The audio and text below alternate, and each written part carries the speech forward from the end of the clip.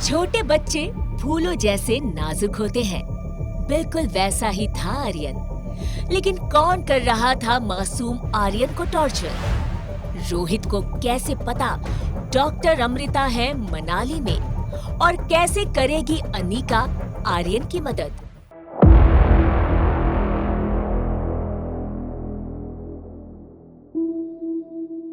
सनी की आंखें उसके लैपटॉप की स्क्रीन पर जमी हुई थीं।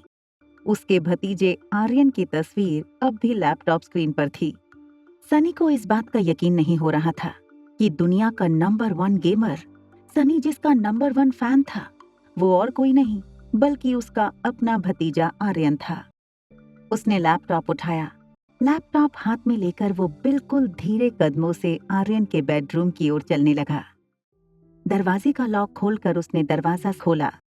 सनी ने देखा कि आर्यन राइटिंग टेबल पर बैठकर अपना होमवर्क कर रहा था। सनी ने लैपटॉप बंद किया और सीधा जाकर आर्यन के पांव पकड़ लिए। चाचू, ये क्या कर रहे हो? चाचू मत कहिए सर।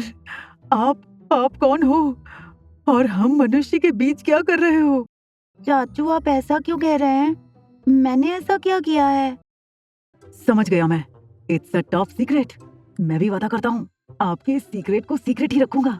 एक आर्मी सोल्जर की तरह सनी ने आर्यन को सैल्यूट किया और वहां से चला गया। अनिका अपनी स्वीट में पहुंची। उसने बेडरूम में जाकर देखा तो हमेशा की तरह रिया अपने कानों में हेडफोन लगाकर टैबलेट पर अपनी गेम्स खेलने में बिजी थी। बेटा, मम्मा का फोन खराब हो गया है। Can I use your phone? ठीक है, you can keep it. Thank you my love. Bedroom से बाहर निकलकर अनिका ने रिया के फोन में अपना सिम डाला। अनिका ने जैसे ही सिम कार्ड डाला, उसका फोन बजने लगा। अनिका ने जैसे ही कॉल आंसर किया, सामने से राजलक्ष्मी की आवाज आई। Where have you been, ma'am? मुझे लगता है मिस्टर रोहित मारवा को पता चल गया है कि आप मनाली में हो। मैम, आई एम श्योर वो आपका मोबाइल ट्रेस कर रहे हैं। It's a very big trap. Rajalakshmi please, Rohit Marwah इतना बड़ा बिजनेसमैन होकर एक डॉक्टर को क्यों ट्रैप करेगा? अनिका और राजलक्ष्मी की बात चल रही थी, तभी कॉल वेटिंग पर गौतम गुलेरिया का फोन आया। मुझे इंपॉर्टेंट कॉल आ रही है, मैं तुम्हें बाद में कॉल करती हूँ। ये कहकर अनिका ने सेकंड लाइन की कॉल एक्सेप्ट कर ली। कॉल कनेक्ट होते ही गौतम की भारी आवाज अनिका के कानों पर पड़ी। ज्योति इज क्रिटिकल। उसे लाइफ केयर हॉस्पिटल में एडमिट किया है और उसके पास ज्यादा वक्त नहीं है। गौतम ने इतना कहकर फोन डिस्कनेक्ट कर दिया। अनिका की मां के गुजर जाने के बाद एक ज्योति बुआ ही थी जिसने अनिका को अपना समझा था।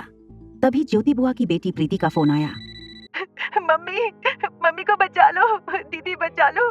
ये लोग कह रहे हैं कि अगर तुम फिक्र मत करना प्रीति, मैं आ रही हूँ। बुआ को कुछ नहीं होने दूंगी, आई प्रॉमिस। वहाँ रोहित के प्रेसिडेंशियल स्वीट में डोरबेल बजी। सनी ने आईवीआर से देखा। आर्यन की टीचर मिस मैरी आई थी। दरवाजा खोलते हुए भी सनी को हंसी आ रही थी। सनी ने एक बड़ी स्माइल देकर मिस मैरी से कहा, welcome teacher, may you have a good training session. Mary ने सनी को एक एंग्री लुक देकर दरवाजा जोर से बंद किया। बेहद गुस्से में मैरी जब बेडरूम में आर्यन की तरफ मुड़ी, आर्यन राइटिंग डेस्क से उठकर टीचर के पास गया, फिर अपने हाथ की रूलर टीचर को दे दी और अपना हाथ आगे कर दिया। तुम जानते हो मैं तुम्हें पहले ही सजा क्यों दे देती हूँ? क्योंकि मुझे पता है कि तुम बिना गलती किए रह ही नहीं सकते। आज की होने वाली गलती के लिए ये तुम्हारी एडवांस सजा थी। चलो जाओ, अब कल दिया गया होमवर्क दिखाओ। आर्यन उंगलियां मसलता हुआ अपने राइटिंग डेस्क के पास गया। उसने अपनी वर्कशीट निकाली और मैरी के हाथ में दे दी। वर्कशीट चेक करती हुई मैरी ने धीरे धीरे अपने एक्सप्रेशंस बदलना शुरू किया और फिर वर्कशीट दोनों हाथों में पकड़कर फाड़ दी।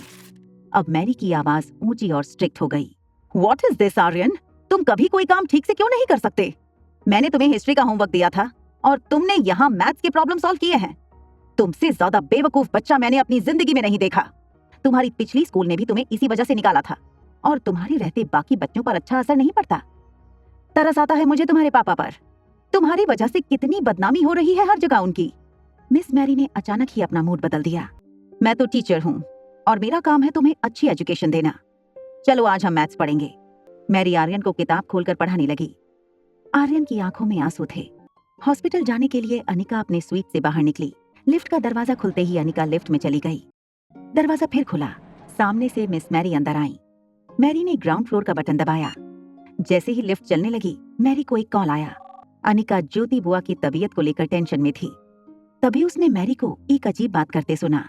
उसे सेकंड स्टैंडर्ड की पढ़ाई करवाती हूँ और सवाल 6 स्टैंडर्ड के पूछती हूँ। गलती करे तो मारती हूँ, ना करे तो ज्यादा मारती हूँ।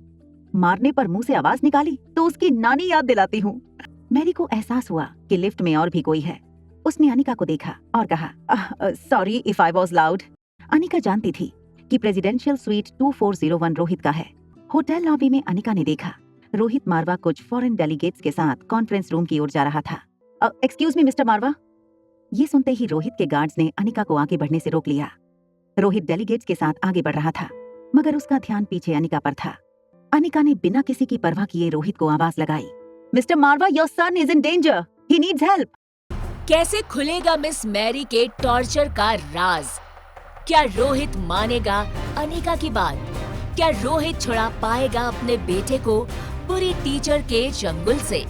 क्या अनिका बचा पाएगी ज्योति बुआ को? जानने के लिए देखिए अगला एपिसोड सिर्फ पॉकेट एफएम के YouTube चैनल पर। और एक लड़की को देखा तो के सारे एपिसोड्स को सुनने के लिए डिस्क्रिप्शन में दी हुई लिंक से डाउनलोड कीजिए पॉकेट एफएम ऐप।